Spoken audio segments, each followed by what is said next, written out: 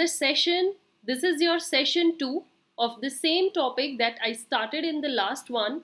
These are important questions or frequently asked questions related to your Bharatiya Sakshya Adhiniyam. Those who have not watched my previous session where I discussed some important questions with you, the link is given above. Go and watch that.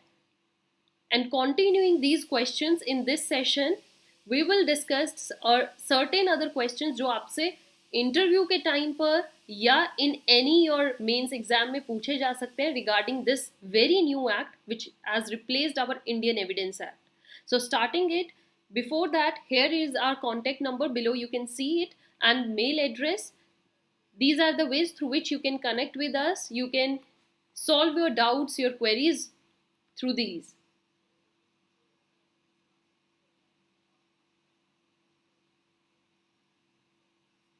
So now, students, next question that arises regarding this Bharatiya Sakshya Adhiniyam: how does the Bharatiya Sakshya Adhiniyam address the territorial applicability and jurisdiction compared to Indian Evidence Act?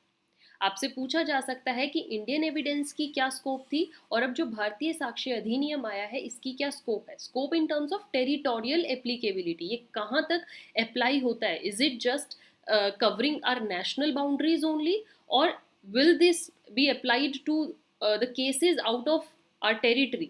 तो देखा जाए आपने इसका answer बहुत smartly देना है. कैसे? Unlike like Indian evidence act जिसमें क्लियरली शो किया गया था, लिखा गया था अर्लियर कि this act will apply to India except the state of Jammu and Kashmir. यहाँ पर एज सच कुछ लिखा नहीं गया है भारतीय साक्ष्य अधिनियम में. यहाँ पर स्पेसिफिकली क्या मेंशन किया, that didn't say directly but it changes make it easier, क्योंकि यहाँ पर डिजिटल एविडेंस को इंक्लूड किया गया है. आपने देखा हो हर जगह एक एविडेंस जो आया है वो डिजिटल एविडेंस है.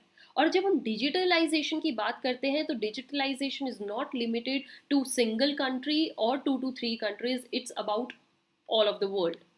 Right? So unlike Indian Evidence Act, dear students, how you will answer this question that BSA does not directly say that it covers all of India, and this change makes it easier to use digital evidence, and it shows India is updating the laws to feed the digital age. जहाँ पर भी digitally कोई ऐसा evidence है जो कि in the Indian courts apply होगा तो उसको बिना किसी territorial limits के लाया जाएगा और दिखाया जाएगा.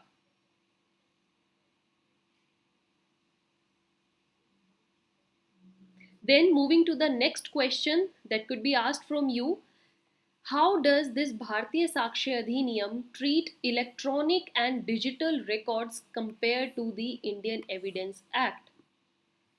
बिल्कुल देखिए हर जगह कंपैरिजन आपका होता जाएगा. हर क्वेश्चन में आपको इंडियन एविडेंस एक्ट को देखकर चलना है.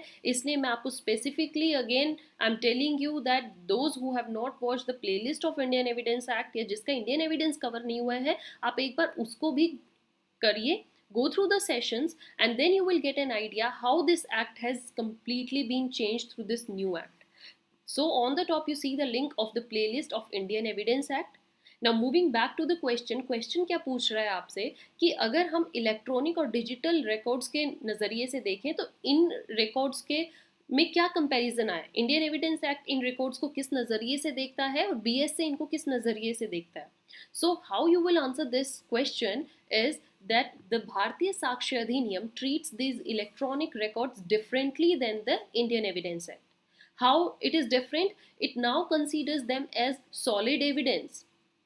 If we see in Indian Evidence Act, तो जो ये electronic records थे dear students, these were not given that much preference और इनको हमेशा सेकेंडरी एविडेंस में इंक्लूड किया जाता था.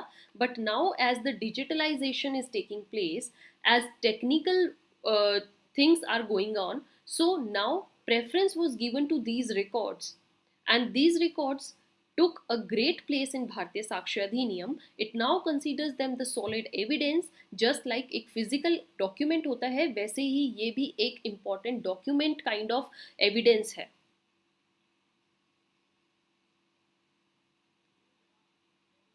And further, what will you say that it also broadens what counts as electronic records, including electronic record में अब बहुत सारी चीज़ों को भी include किया गया, like emails, if there is any voice message, so that's a new thing that has been added.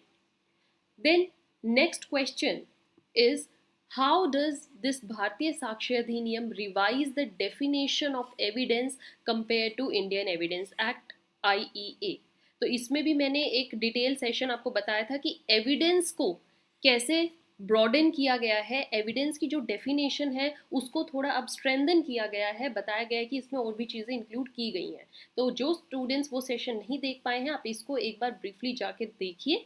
And here I am providing you brief answer regarding this, that भारतीय साक्ष्य अधिनियम ने जो ये एविडेंस वर्ड है, evidence की जो definition है, इसको कैसे चेंज किया है, इसमें क्या इंक्लूड किया है।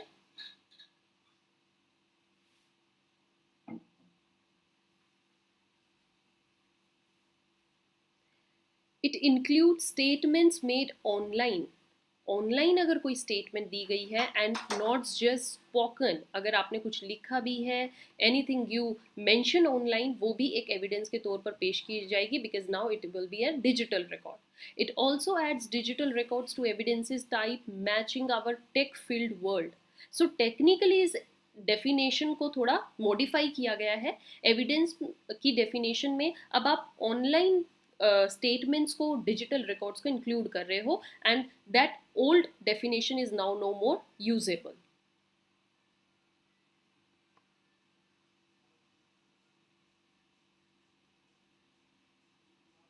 Here is another question for you. This is, what are the key changes in BSA related to the admissibility of confessions in criminal proceedings? अगर कोई क्रिमिनल प्रोसीडिंग है तो उसमें जब कन्फेशन दिया जाता है तो कन्फेशन को किस रेंज तक या किस हद तक एडमिसिबिलिटी दी जाएगी, एडमिसिबल किया जाएगा। बीएसए ने इसके प्रावधान में क्या चेंज किया है? So this Bharatiya Sakshya Adhiniyam updates how we look at confessions during criminal cases. So it adds coercion to the things that can make confession less valid. अगर कोई भी कन्फेशन जो है वो कोअर्जन, दबाव में लिया गया है, एक पर्सन पर इमोशनल कोअर्जन या कोई दबाव बनाया गया है एंड देन उससे कोई स्टेटमेंट गैदर की गई है, तो वो स्टेटमेंट, वो कन्फेशन लेस वैलिड होता है, उसको कोर्ट अलग नज़रिए से देखेगी और शायद उसको एक्सेप्ट भी ना करे, उसकी एडमिसिबिलिटी लेवल कम हो जाता है। Another thing is, now confessions under promise of secrecy. अगर कोई पर्सन कन्फेशन दे रहा है और साथ में उसको ये दिया गया है, प्रॉमिस दिया गया है कि इसको हम सीक्रेट रखेंगे, या फिर अगर कोई पर्सन ड्रंकन स्टेट में है और तब वो कोई स्टेटमेंट दे रहा है, तो in certain situation these two kind of confessions are admissible.